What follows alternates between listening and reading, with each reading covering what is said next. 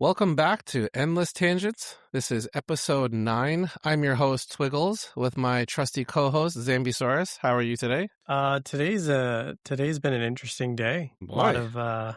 lot of moving parts at work, moving parts at home, and you kind of there's some days you get home from work and you're just tired, and today feels like a high energy day. But it also might be because I had an energy drink at like 12:30. Oh, well, there you go. It stayed in your body. It's been a busy day for me too, and yeah, yeah. So what I wanted to do is talk about some topic that we've discussed actually in a previous episode. It was something I had the pleasure of attending at work, and it's great because my work does offer a lot of just educational classes to get people exposed to different things and learning about just diversity as a whole. And I believe it was a neurodiversity week not too long ago, and they had a class on just neurodiversity 101. And for me, what was really important was just understanding what that meant. Right. So even for myself, I have not been formally diagnosed with ADHD, but I think the important thing is just understanding what neurodiversity as a whole means. And I'm by no means an expert. So curious, how your exposure to it is. I know we've both kind of had a lot of experiences here and there with different people and constantly meeting new people. Just curious, maybe what some of your background and experience and exposure is to it. Yeah, I mean, I myself have a formal diagnosis for ADHD. It's something that I didn't know about growing up. It's not a common thing that they talk about I guess for older folks, it's not a common thing to talk about as mental health. And then also, depending on the culture you're in, they don't talk about it either as much. But Absolutely. I was diagnosed as an adult. I work with a group of professionals, not just one, right? Like I have a coach and then also psychiatric care that allows me to understand and learn about neurodiversity, and for myself in particular, ADHD. And I've also met other people who are either diagnosed or undiagnosed, but have a very wide range of abilities that maybe your typical person wouldn't have. And so, there's like a lot of different types of people with respect to like neurodiversity, and you may not even realize you're meeting them, but like once you get to know some folks, you realize like, oh wow, like you and I are similar in one respect, but totally different in another, and we're together different than other people. So Absolutely. I think that the important thing for me is understanding just ultimately what kind of a spectrum it is. And there's so many levers and flags and types of diagnoses. And I think that was most interesting to me, was just seeing how many different flavors of things there are. Like you said, even two people could have similar diagnoses, but they might just handle things in different ways, just how they were raised, their background, and just general experiences. So again, friendly reminder, this is really me learning and growing and increasing my experience to this. I'm certainly not an expert in any way, shape, or form around the concept of neurodiversity, but I just found it so fascinating. It was a really short class that I took, and I got exposed to a few different people at work. And the good thing is that we do protect everyone's privacy. No names, no recordings and things were really shared. But through the class, people got to share their experiences. It was a very interactive group and class, and everyone started comparing notes and realizing, oh, you know what? We're actually pretty similar in many different ways. And it's like you said, there's something comforting about it to realize that you're not necessarily that odd, or maybe you may feel weird, but then you realize you're amongst many like-minded people until you find those people. And so just jumping into it, essentially some of the things that you may or may not realize, I'm constantly looking up the concept of it. And neurodiversity is quite vast. There's many, many things you may have heard of. So obviously we've talked about, at length ADHD because of sort of how we handle and behave. But some of the other things, another common one is autism. Obviously that often pops up in the news. They're still trying to figure out where is it coming from? What is the source of this? Some other ones you may have heard of. So there's Tourette's. There might be dyslexia. You could have even other things that could impact you where something that you're not born with. And that could be things like anxiety and trauma. And it even ranges all the way to the other side, right? There are highly functional or specialized or even gifted people. And I think that's going to be a topic that we'll get into, that oftentimes you might hear of someone being a high functioning autistic or a high functioning, even combine some of them. You could be high functioning autistic and ADHD. Yeah. And in those cases, it's almost they're at odds with the different concepts of it. And it could be a struggle. And I think the most important thing, I'm going to read something that I learned, was that neurodiversity essentially describes the idea that people experience and interact with the world around them in many different ways. These differences are not necessarily deficits. They should be considered normal and unconscious how they act, but may also and sometimes need assistance for them to function normally, even if they mask it well. And I think that's really the key, right? There's even other things that I was learning from other coworkers and other friends.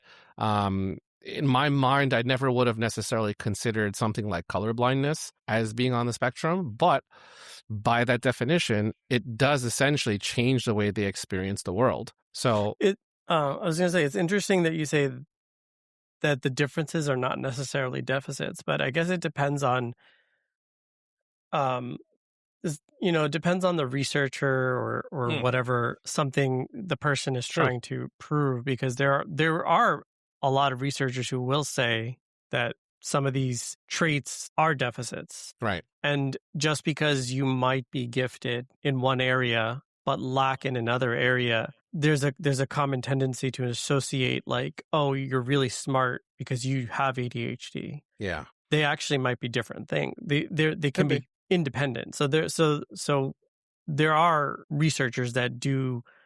I think Dr. Russell Barkley is one who basically talks about the fact that ADHD, for example, is not a gifted. There's no the hyper focus and the gifted nature of ADHD. They're not because of ADHD.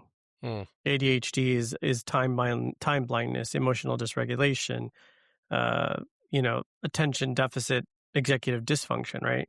So I guess it depends on how you want to describe neurodiversity and what particular disorder you're talking about as well. Yeah, absolutely. So I think, again, from my perspective, just learning about it and just seeing all the different types. So like you said, even being gifted. When I learned in the class, they talked about this concept of 2E. I wasn't, it was something brand new to me, but it was essentially talking about the concept of how, especially as kids, you might be particularly gifted in one avenue. And by gifted, it could be book smarts, it could be creative skills, it could be special talents, could be musical talents. There's obviously many musical geniuses out there that it's just natural. And but however, on the flip side, they could have other tendencies, like you said, that almost offset. So oftentimes they seem to accompany each other, which sometimes in some cases make it come across as being normal, right? They have these super gifted and talented and then some other deficits or, things that are applying to them that make it more difficult for them to kind of act normally. And I think the hard part often is that especially as kids, you learn really quick that you don't want to necessarily feel different when in reality, everyone's kind of going through this. And one of the things that I also learned was in the class, and again, how much is true or not, we'll have to continue to do more research, but it talked about the concept of neurotypical, right? So obviously there's within the realm of neurodiversity, there's going to be typical. So maybe what the norm would be. And then, someone that might be atypical. And what I learned was they said, in general, 1 out of 5 people are neurotypical, which means that majority, 4 out of 5, would be somewhere on the spectrum in some way, shape, or form, which I thought was fascinating to me. And that is really interesting. Because then you start to wonder, what is the definition of normal, right? In majority, the irony is that with all these things, how do you really perceive what normal would be in the world, right? Because even, again, just the idea of color, right? The way you see the color might be different than me. And we take it for granted because I only know what I know. I only know my own experience. We can certainly communicate and explain it.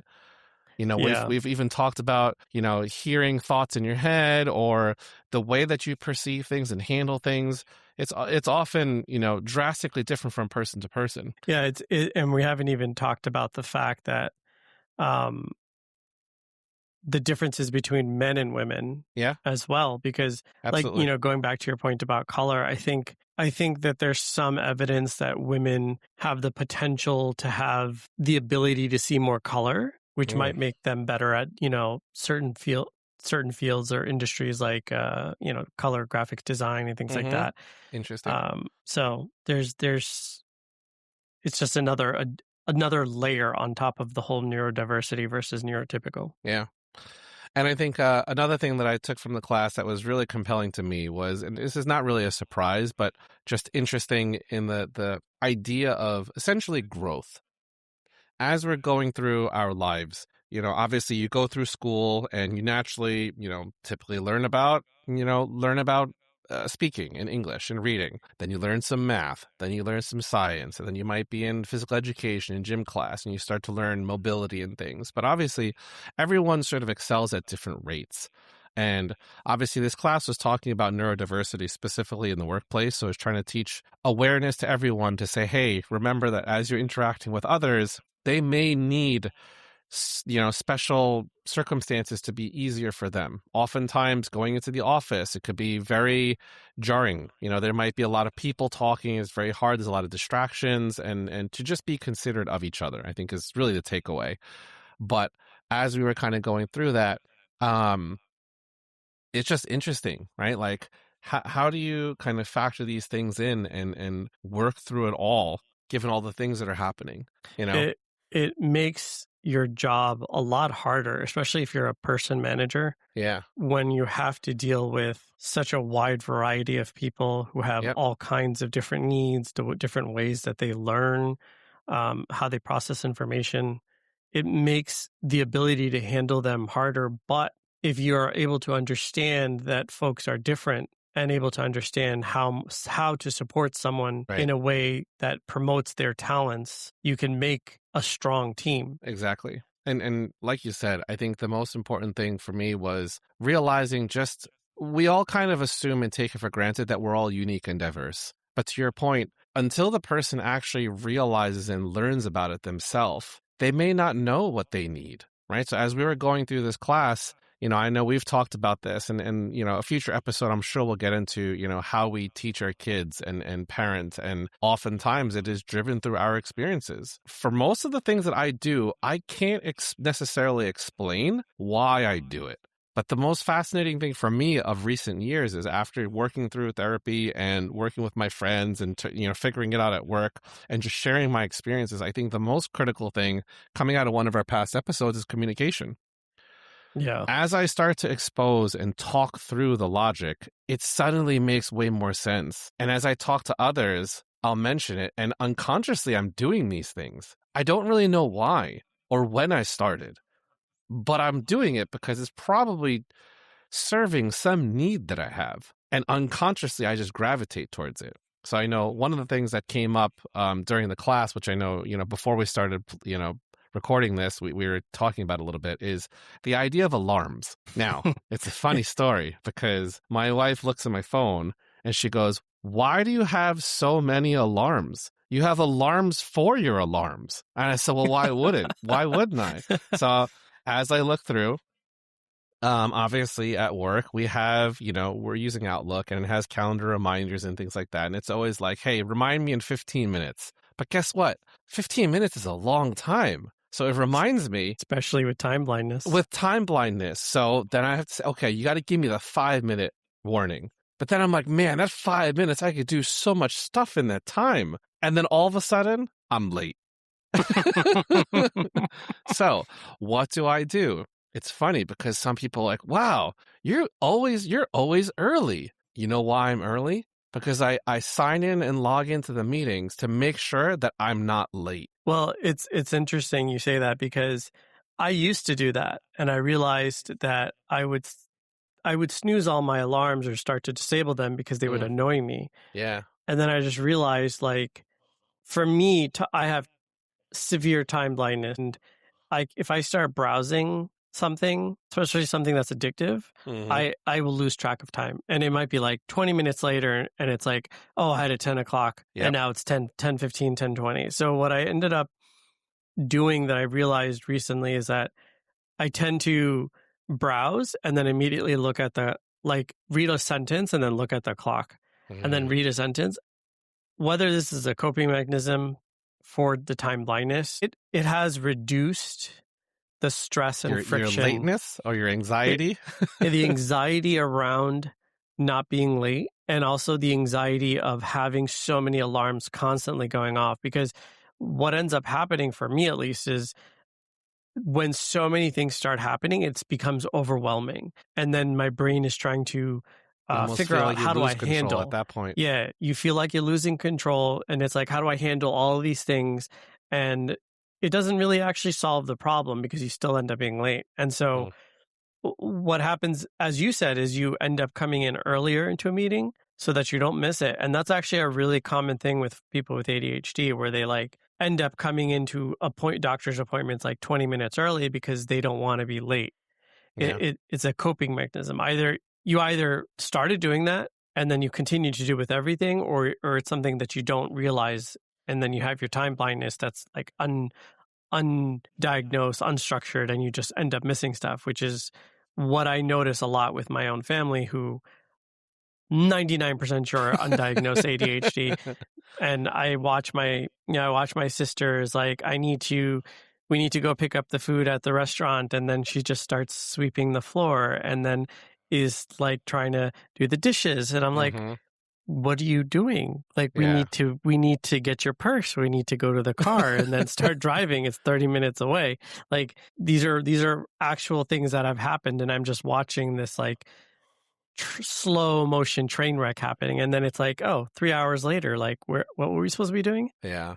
I think another thing around, especially with work, and again, considerations of just the diversity of people. So I was kind of talking about it, and my train of thought, kind of escaped me. So kind of coming back to it, one of the things is that each person kind of develops in different ways, right? Again, it could be, verbal communication, it could be reading, all these different skills. And what we learned is that however old you are, you can't take for granted that they leveled up all of their skills in the same manner, right? There's always going to be people that are generally better physically, maybe doing, agility things.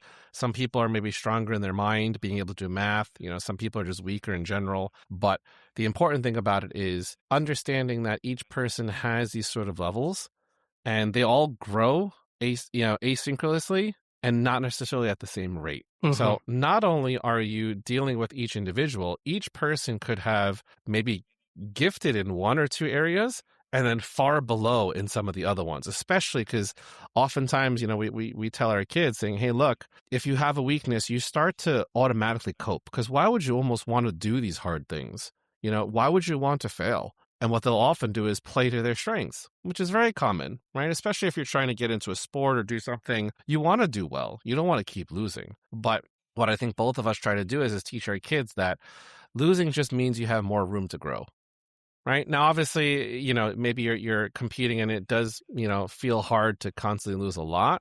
But then as you start to really, challenge yourself and try and get better, you realize that especially if you're chasing a moving target, you could often be growing, and then you realize your baseline is much higher than someone who hasn't been practicing, and suddenly it kicks in. You realize, it's often tough to see and see, especially if you don't get that feedback. That's a difficult one, because growing up, I did play a lot of sports, but I never understood.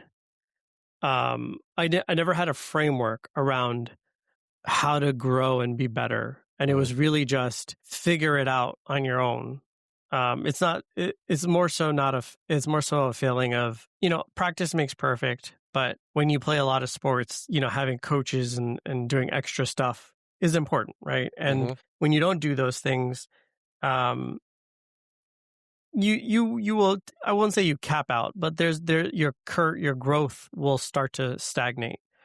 And never understanding, like, I am learning something, and then all of a sudden, it's like a spike. You're learning something, and then it just kind of all clicks, and then it spikes up, and your skill level is high, and then everyone around you who is maybe more likely to be neurotypical continues to grow at a linear rate while Mm. you kind of stall, because a lot of times with people with who are neurodiverse, they may Just not certain roadblocks. You just don't. You can't roadblocks, or they progress lose at the the same rate. motivation. Yeah. And it's really interesting to see how people grow, and what their profile looks like. Especially like when you talk about, I know this is a trope in anime cartoons, but they'll show like a graph, and it's like a radar graph with different skills, Mm-hmm. and your graph will stick out. So someone who's well balanced, their radar will be wide, and the points will go closer to the edges of the circle, versus like someone who's really skilled at one or two specific things, and it's like a Mm. triangle from the center of the radar graph out to the edges. So it's interesting to see how people grow with that type of difficulty, I guess. Yeah. So shout out to everyone. Hopefully if there's something that you've kind of learned about this, feel free to, send us a comment and just, maybe share something that you learned about neurodiversity, or maybe some of your experiences that you've been through with others. What I also found fascinating again was taking that class, I kind of created some relationships. There were some people I was already friends with, and it's funny because this individual was talking to me and they were like, as soon as I got to know you, I had a feeling. I had a feeling you were probably somewhere on the spectrum. And oftentimes, whether diagnosed or not, it's kind of great because as we became adults, I started to notice, wow, I do certainly think this way. And I said, wow, a lot of my good friends also think just like me. You start to connect the dots. So hopefully you also find your little tribe and friends and find people that can relate to you.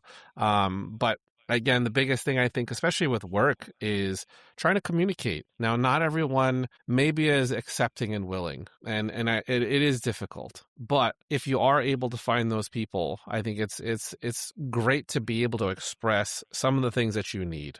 Now, I hope that your workplace and your colleagues and managers are understanding and willing to work with you. I realize that not everywhere is like that, and I'm very fortunate with where I work and the people I work with. We all have an open mind and often will communicate the things that we feel like we need. Just knowing that would bring out the best in all of us.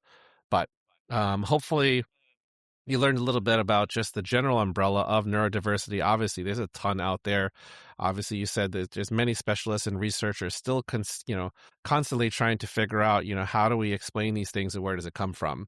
But Yeah, and just to be clear that, like, neurodiversity is a framework to discuss different conditions in a Yeah. respectful manner. It doesn't remove the fact that someone might have an impairment, right? But at least it's being truthful about how people are, and what are their, not, I wouldn't say powers, but what are their, or common skills. symptoms and common Yeah. ailments and all these things. I think for me, that was the biggest thing for me with my parents, my family, relationship with friends, just realizing how many of these types of symptoms are often related to each other. Right. And the fact that symptoms, like in ADHD, it's commonly said, like, oh, like you have the ability to hyperfocus, it's a superpower. It's not really a superpower. It's you have the ability to focus because you can't break focus from Yeah. whatever you're currently addicted to, right? So it's just a way to frame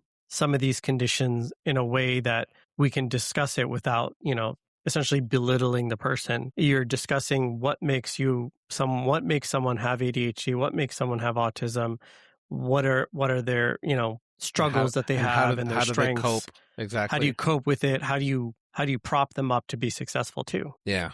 So we had a listener write in the comments, and we wanted to honor that and talk about it a little bit.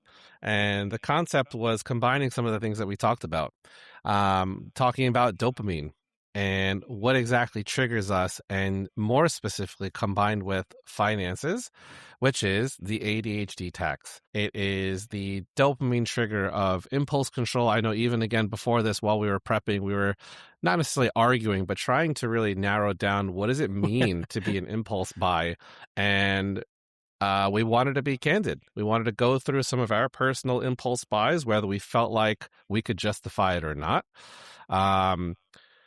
Side point, I think in our minds, we could certainly justify it. Whether or not it is justifiable in general is a different question. But I think, I think it's important to, when you talk about impulse control, and, it's very common for folks to impulse buy things, you have to separate the buying part from the impulse part, because it's really easy to say, oh, look, shiny object, I want it, and buy it, right? And there are people who might buy it right away. And there are people who might add it to their cart and sit on it for a day. And there are people who might wait a month or two and think about it before buying it. But that doesn't mean it wasn't an impulse purchase. Right. Because the impulse was whatever got you to get it to your cart or got you to think about it. That was the spark that enabled it. Yes. So by that definition, I do think I have things that I have purchased that I don't regret. I still stand by they were either good purchases, it was on sale, it's something I still, in my mind, want to do. But I will impulse. I will admit that I have not committed and used them as much as I should have. So they were impulse buys. You laugh because I know you too also have some. Oh, I don't deny that. I just like the way you framed. There are purchases I made that I don't regret, but and things that I may not use very often. I mean, they're impulse buys. Yeah. I agree to disagree still, but yes. So going through some of those things, I think I'll start it off. One of the areas has always been about music. This is something over the years growing up, I have spent some time doing some of them less so. So I have a electric keyboard for piano. I have an acoustic guitar, and I think I actually have 2 electric guitars, and I did spend some time trying to learn them. But my most recent musical instrument was an electronic drum set. It was on sale. It was a special limited edition. In my defense, I had been thinking about it for many years. This is something I've always wanted to do. I watch a lot of the Drumeo videos, and Drumeo actually released a special kit. And of course, one of my favorite drummers was doing a promotion and showing it off and saying it's a great kit. And I said, well, clearly I got to get it because they're not going to have it for very long, right? So, of course, hook, line, and sinker, I bought it. Fear of missing out. That fear of missing out. So I thought about it for multiple days, and that's, we'll kind of talk about some of the ways to try and prevent yourself from triggering and just buying. I do think that, again, I have some of that delayed impulse. To your point, there is still the impulse and there is still the dopamine hit of in my mind wanting it. Some of the things I have been able to push off and say it's really not worth it, and I'm kind of glad that I haven't bought it. So I don't pull the trigger on everything. But I mean, I guess if you were trying to be like a one-man band street performer, then that would make sense why you have all those instruments. I don't know if I will at some point, but yeah, that would be a lot of time to try and invest in each of these things. But it also helped that my kids were interested. It also helps that in my mind, I grew up playing Guitar Hero, Rock Band, and part of it was, well, we loved playing those games. Why don't we just learn the real instruments? Yeah. The nostalgia. Pro tip, the real instruments are way more difficult. They're way more difficult, yeah. So, the nostalgia hits really hard, too. It does. And music you want resonates. to experience it. Well, absolutely. There were such great times, so many fond memories with my friends. We had started our own little rock band, and, we went through the game and went through the season and the journey and kind of building up all these things and getting as many stars as you could. It was a great time, right? I got exposed to a lot of, rock music and different types of things that I never would have gotten exposed to. And it's, wonderful music and lots of history. But, that's probably my biggest area of we'll call it impulse buys that I still don't regret. Still in my, I keep thinking about it. It's like, I really want to go learn my drum set. And again, I have sort of excuses for why I didn't. And part of it was because I was trying. It was part of it was to let my kids play because they were interested. They wanted to learn an instrument, and I said, you know what, me too. But the problem with the drum set is that you could adjust it, but my kids are much smaller than me. So Yeah.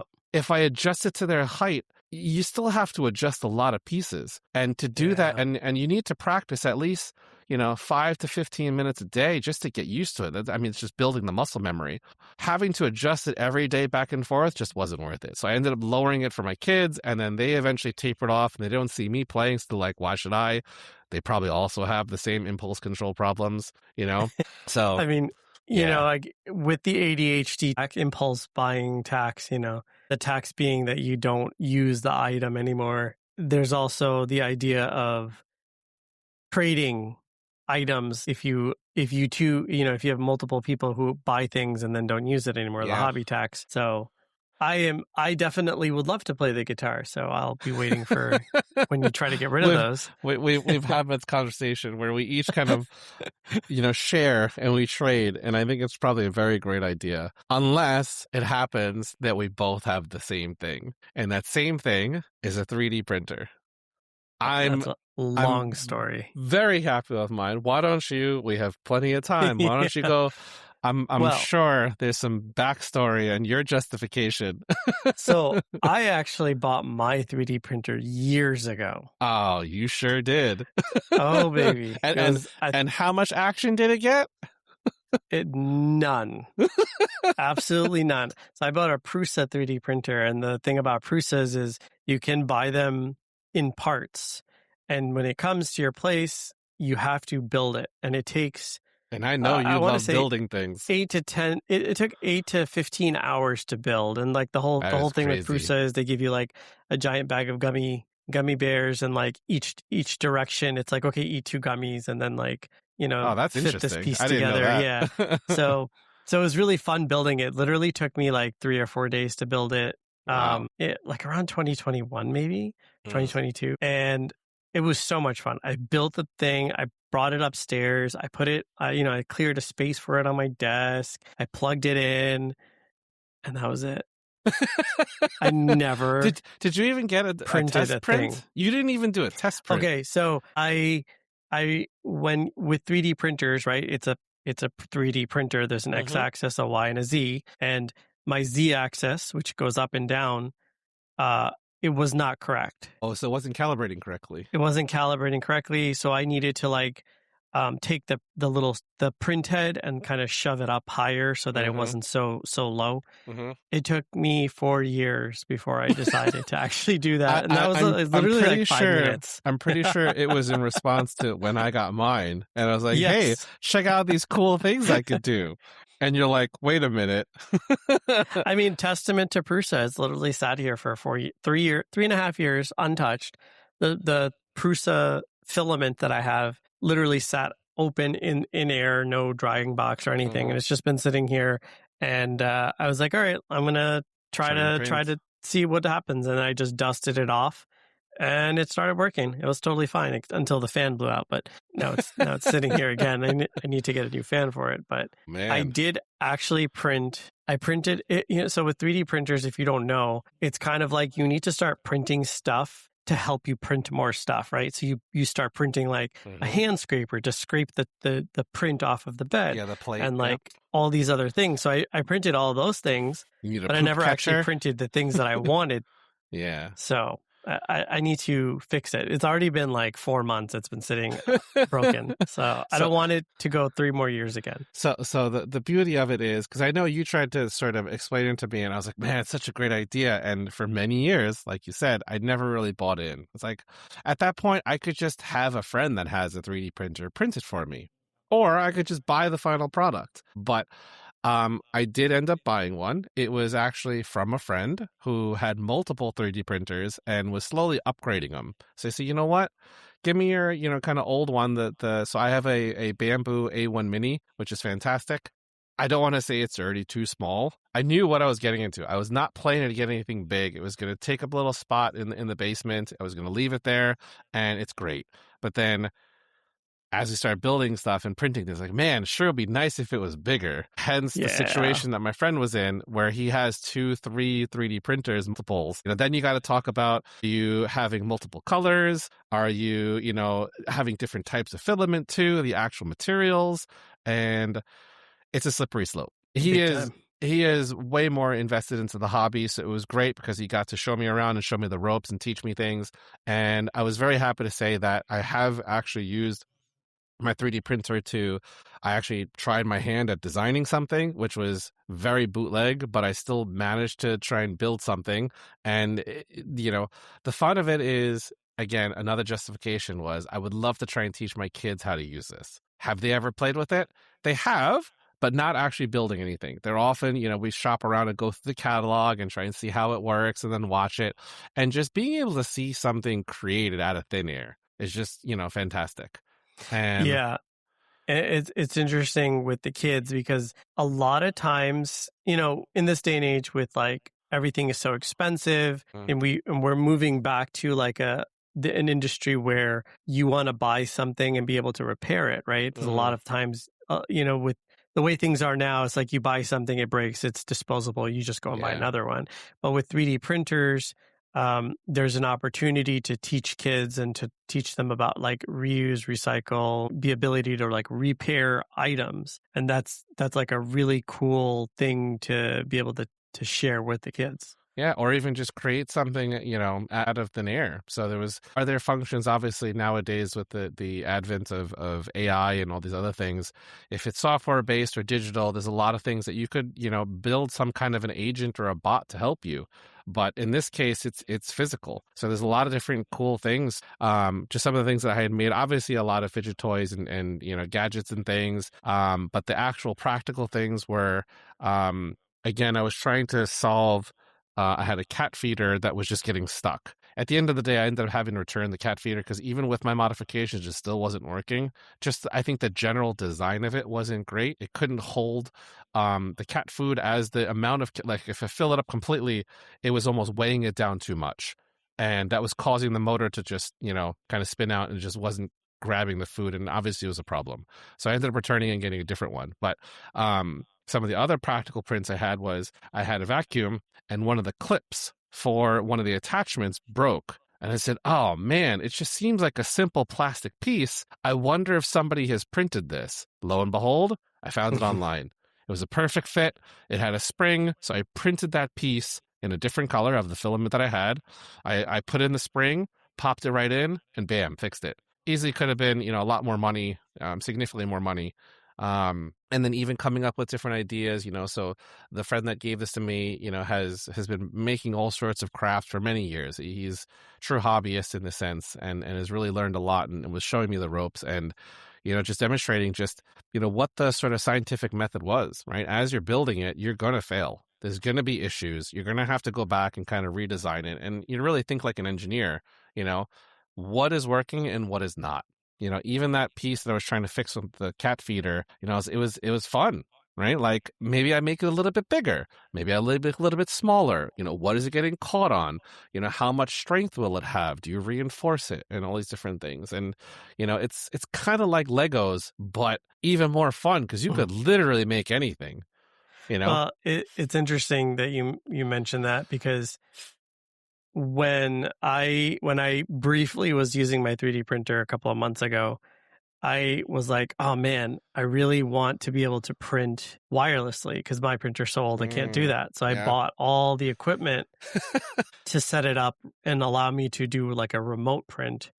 And, I have like space in my server rack, which is also another impulse buy. Maybe talk about that a little bit. Yeah.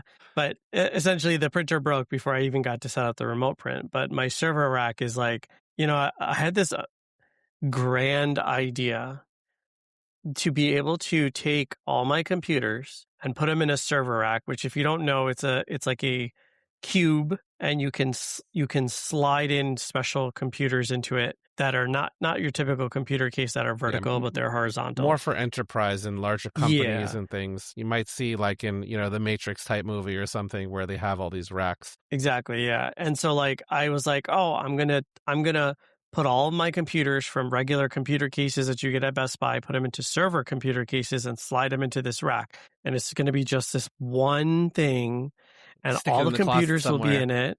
Stick it in a closet, keep it cool, and then run like cables to wherever the desks are. And so you just have your keyboard, mouse, and monitors, and your desk is free of the computer case, right? Mm-hmm. And it was this amazing idea. And how did that go? That server rack is completely empty. I have not touched it since I built it 5 years ago. It's literally been sitting next to the sofa upstairs in our house, and I look at it every day in shame. So what's the plan for it? I actually don't know. I'm thinking I have a smaller server rack that I have like my networking equipment in, like a router and modem and all that. It could go in the bigger one. But it does take up a lot of space. That's the hard part with technology, to be honest. In the years that I waited for the 3D printer, shout out to Bamboo. Again, the A1 Mini is great. I'm not saying that it's the best, but for me, again, it was sort of a hand-me-down from a friend, but it had a lot of the functions you talked about. It was, literally one of the great things about that model and that brand is just the usability. Essentially, it comes out of the box and everything is already pre-configured. And it literally does it itself. Like, I push a button and it says, hey, just give me like 15, 20 minutes. I forget how long it was. I'm going to figure out how to calibrate everything myself. I didn't have to touch a single thing, right? So it checks the print bed, it checks the X and Y axis and the Z. It does like some shake tests to make sure that the table that it's on is properly, sort of not going to cause issues. And before I knew it, I pushed the button and it printed out, I forgot what it was called, but it was basically the little ship. And that was the test print to make sure. Yeah. And after that, you're off to the races. You could pretty much print whatever you want, and everything was wireless. Right. So I'm able to use my mobile app, me and my son, which is look on the phone, make sure that obviously you have to load the filament, but as soon as it's loaded and it stays loaded, you could just send prints wherever you want right to it digitally and wirelessly. And then however long later, the thing's printed, So it's so dangerous because there are once you start browsing like the different websites for things, and it's like, oh well, there's a whole world of paid models that you could 3D print that are that there's a whole marketplace now where designers put their models up or for products or whatever, and you can this episode is about impulse control, so real impulse control. Slippery slope. It's a slippery slope. So we did spin out a few 3D printed objects, and also, I got to run the gamut of mistakes and errors. As I don't know if you've ever encountered, well, depending on how much you've printed, within like the first week, I got the dreaded spaghetti monster, which is essentially, for those that don't know, the way that a 3D printer works is it has a metal bed or a flat kind of plate that it prints on, and it often will heat it up very hot so that the first base layer of the 3D print, the filament that is printing, will stick to it. Right. And if it doesn't stick and adhere properly, essentially it is going to eventually start printing off of the bed. And if it didn't catch on, it essentially just starts spraying the filament all over the place because nothing could catch on. Yeah. Hot filament is just spraying everywhere and then eventually cools off. And then when you come back, you don't actually have the thing you printed. You just have a mess of what looks like spaghetti all over the place. So it's terrible. It's terrible. You learn real fast, though. Then obviously I did some research. I asked my tech support buddy, and he explained, hey, you have to clean it properly. You got to get some like high grade the rubbing alcohol, right, and then clean it off. And since then, I haven't really had any problems. So it's great. Again, trial and error, right? You got to learn how to make these mistakes and then understand why, and then how to fix it. It's a gateway drug. You buy the 3D printer and it's like, oh, well, I need this, and then I need this, and then, and for someone with for folks with ADHD, it's really addicting, and you can spend a lot of money really quickly on 3D printers and all the equipment, the filaments, the different kinds of filament. Yes. There's just a long list of things that you can look for. True. I have not printed many things. I watched many YouTube videos and YouTube shorts of ideas of things and fun stuff and toys. But yeah, It's a great thing to have, especially if you're One in of that mindset. one of the things that I always wanted to do was like 3D print using PETG, which is a different kind of filament that can be food safe, I believe. And I wanted to 3D print like different accessories for cooking. Yeah. Because, one of my other impulse buys was something that our friend group has made a lot of fun of me for, which is a pizza oven. So I decided last year, 2025, for Father's Day, because Father's Day and my birthday are pretty close. It was like a one gift for both holidays, and I ended up buying a large Uni pizza oven max. It is 100 pounds. It is gigantic, and I can make a full 20-inch pizza in it. And essentially the running joke became anytime I decided to talk about something, people would ask me, but how much does it cost in pizza ovens? So I still haven't lost. I still get that pretty often, but when I used that pizza oven, it was fantastic. We made delicious pizza. I made kebabs in it. I made fresh pita bread and different kinds of breads. You can make, actually, even though it's a pizza oven, you can actually make like steaks and lots of other things in it. Anything where you really need high temperatures and things. Exactly. And I guess the question is, was it an impulse buy? Absolutely. I definitely will not. And it was totally justified. I mean, you say when you used it. I mean, obviously it has been, the cold months. So is it because of just, I guess, timing? And I know also it needs space, right? Like you said, you can't just do this in your house. Luckily for us, it lives outside, but the winter where we are it was sub-zero for quite some time. So it made it difficult to use in the winter, but time's coming back soon, then sounds like it's back, baby. It's back. I already got the new propane tanks for it. Nice. And we're going to fire it up pretty soon. Awesome. One of the things I found that was really helpful was just making like pita bread. Like it's super, you can use pizza dough for it. And then I can just bang out like 10 pieces of pita bread, which would probably cost you like $6 to $8 in the grocery store. Yeah. And it's fresh, and it's, you're kind of making it with your own ingredients. Yeah. And it cost us like $2 to make, because the recipe for pizza dough is like flour, salt. Yeah. Pretty much. Olive oil. Yeast, whatever you're leavening. Yeast, yeah. It's like, it's really cheap. So we'll see this year what I'll try to bake. There's a lot of recipes that you can use with like a cast iron. So you pop it in there. You can do like chicken and steak, and there's videos where people make like pies in it and stuff. So we'll see if I can get my value back for it. That's something that you and I have talked about too, which about value, the amount of money you can, or not money, but whatever you buy, how do you get the value? Whatever your investment was, and was it worth it or not? So I know, kind of going back, something that I know that we've both been fond about is just video games and things. And I've always kind of set this bar for myself just to measure, is it really worth it? Now, the thing is as we get older, as we have kids, time is money. Right. So it's even more important that if I'm investing in a game or choosing something to play, that I'm not necessarily just getting my money's worth, because that's also not really healthy either. Right. If you're only doing it just for the sake of trying to rack up hours against or use these things that you're not really enjoying, maybe you do need to cut your losses. Right. But for games, something that, I used to, in general, we've talked about the psychology of money. I often optimize really hard, and I really think about through and say, hey, is this a worthwhile investment? Do I really need this or want this? And if I play through it, great. But the reality also is irony, because this is leading into my rabbit hole for later, is I grew up playing fighting games, things like Street Fighter and Mortal Kombat and all these types of games. And it's always been a very competitive. The fighting game community is great, goes way back, a lot of camaraderie and things. But while playing it, there's a good investment of time to be able to get good at them. And like we've talked about, in those types of games, you do need to invest in practice just to be able to execute the different combos. You need to learn the moves. You got to learn all the matchups. And I realized that as I was getting older, I just didn't have that time.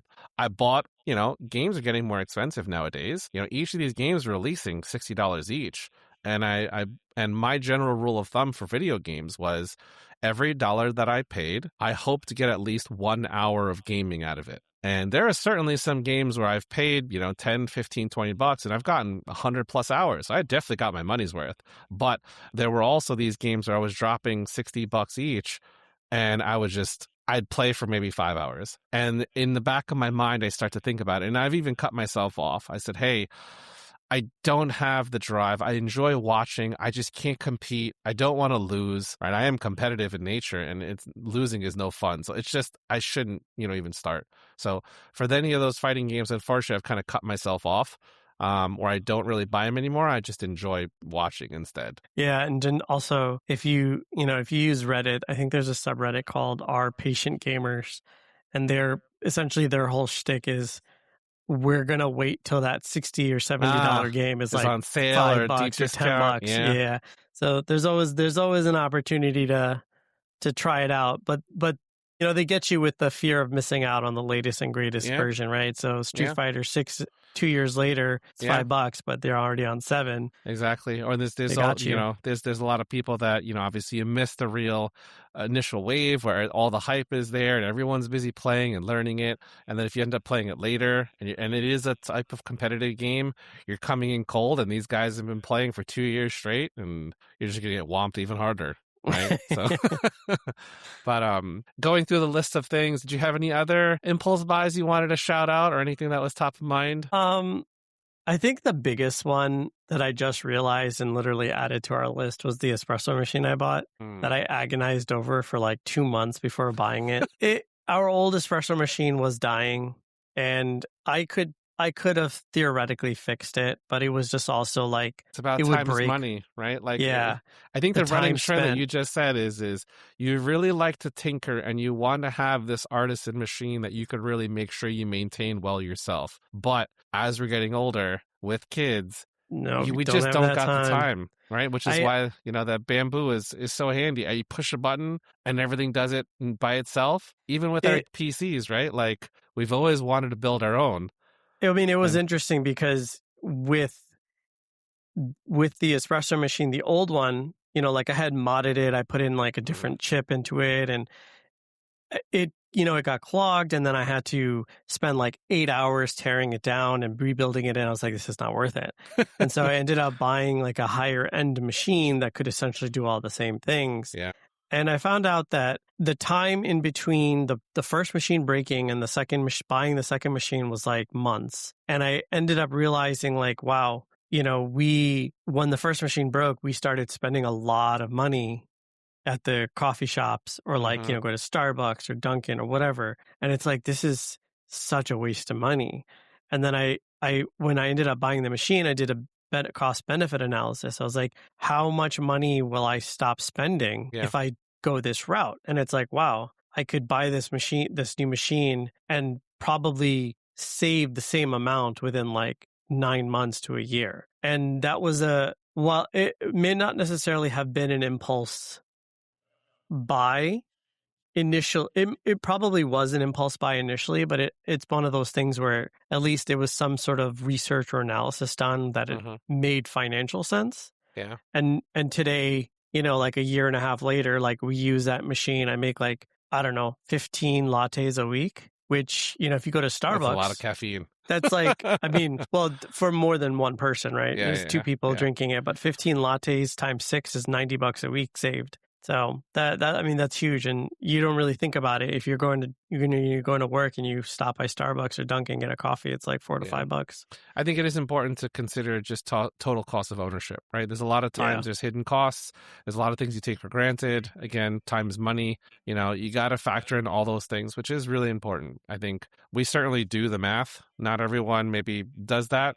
Typical, if you really were just impulse control, could be difficult, right? We know people like that, where that is a shiny toy, that is something I gotta have, I'm buying it, right? And then before you know it, the shininess wears off real fast. Sometimes there's regret, sometimes there's dread, or sometimes you just move on to the next shiny object, and then you're off. There'll always be a shiny object. Yes, always. But yeah, so I think to wrap up, let's hop over to our rabbit hole. I think we've kind of hit on some of our impulse. Again, shout out to the listener who posted that. I thought it was a great idea. Hit a little too close to home for us, but happy to share and help us kind of go through. And there's even more things as we go through our closets and basements and wherever else we could store all these things. But yeah, it was a great idea, and I appreciate the listener mentioning it. Why don't we jump into our usual segment, the rabbit hole? What has kind of taken some of your attention, in the past week or so, and couldn't let go? For me, unfortunately, so, we talked about a lot in a prior episode about like dealing in our sandwich generation episode of dealing with like aging parents. So unfortunately, my mom is officially diagnosed with Alzheimer's. It's something we knew would happen. But, hearing it being official, obviously it has an impact. And one of the things that they talk about with Alzheimer's is like, it doesn't really change much, right? But like you need to exercise, you need to eat healthy, you need to sleep. And so one of the things I've been always having trouble with is sleep. And lately it's been like, how do I optimize my sleep? And, there's a real risk of too much optimization, but basically what I've been doing is like, trying to eat more fiber and supplementing stuff like glycine, which supposedly helps with sleep, and magnesium. And, I have sleep apnea as well. So making sure that I'm always using my CPAP machine. And, we've talked about prior, like using Garmin watches, it records your sleep. And despite all of those things, I'm still stuck around the 80 sleep score. I rarely get in the 90s. Me too. My wife, it's hard. I feel like it's so rigged. hard. Either my that or wife it's was just always 90s, and I don't understand why. I can't. I just can't believe it. Yeah, very jealous. Better genes than us, I guess. We're fighting the uphill battle, big time. But yeah, that's been my rabbit hole. How about you? My rabbit hole, kind of shout out to the fighting game community. So I kind of went down this because it was a recent match. One of the sort of OG fighting game guys, Daigo Umehara, he is, well respected as one of the greatest of all time, and he's getting older. The reality is that the younger folks have, better reaction skills and reaction time and things like that. So it's hard for some of the older people to compete. And also, naturally, as some of these people are getting older, they're starting families, they're busy working, they just don't have the time to commit. But he was challenged by Mena RD as one of the recent, or for Street Fighter 6, one of the best guys. He won a bunch of the championships, like the world tournaments. So he's on top of his game, even won back to back, which is incredible. Like it's not very often because there's so many people that compete. And he challenged Daigo to a first to 10, and I won't spoil it, but it was a great lead up because the fighting game community released a bunch of videos interviewing a lot of the old players, seeing how they feel, what does it mean for him to win or lose. And it was just amazing. A trip down memory lane. I've grown up with a lot of these people playing across the world, from Japan, in America. And over time, with the creation of internet, it's not just at the arcade. Obviously, the arcade culture is not quite what it used to be. Growing up, we would go and you only knew the local kids. You don't really get exposed to these world level competitions. But nowadays, you could pretty much dial up and connect with anyone. And, the net code is even better. So like, lag and latency is not that bad. But and it was fascinating to watch. I loved it. It was actually executed over in Japan during one of the tournaments. So unfortunately, I was actually sick that day. And I was up in the middle of the night, and I was like, well, what good timing. I might as well just go watch, and then ended up catching. It was a great tournament and a great fight. But yeah, that was one of my rabbit holes in recent time. All I'm hearing is you need to take a year off, train, and then go to Japan and get compete. Good. Exactly. I wish one day. But yeah, maybe I'm getting too old for it. I'll just stick to spectating. But yeah. And our other recurring segment of How Do We Get Here, I think we did meander a little bit more. So this is one of the sessions where we intentionally kind of had two different topics that were, connected, but also not quite. So we kind of went around a little bit. Even for me, I felt like I struggled, just to be completely open. in the very beginning, I think my son was trying to knock on my door, so completely distracted me. And then also, as we were getting through some of them, I realized it's hard sometimes going through these conversations because there's so many things I want to say, and trying to keep myself on topic. We'll have to see. I'm kind of curious. Do you feel like we stuck to our agenda? We definitely covered the main points, but there's probably way too many minutes worth of 3D printer talk. Yeah, that is possible. I mean, it's something that we're passionate about, We right? are. So it's going to be one of those things that gets us off the rails because we love to talk about these things, but it's hard. I mean, that's kind of the whole point of the podcast. We have problems with we have dysregulation and focus problems, and you will get the ins and outs of Street Fighter tournaments and 3D printers. Exactly.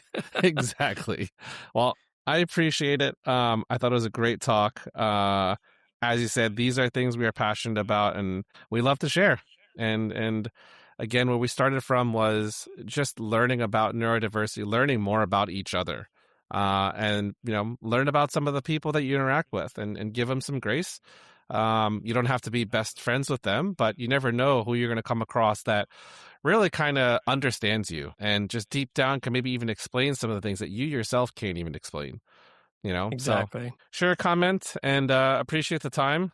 And yeah, we'll catch you on the next one. Yeah, sounds good. Thank you for the enlightening conversation. Absolutely. Take care. Bye.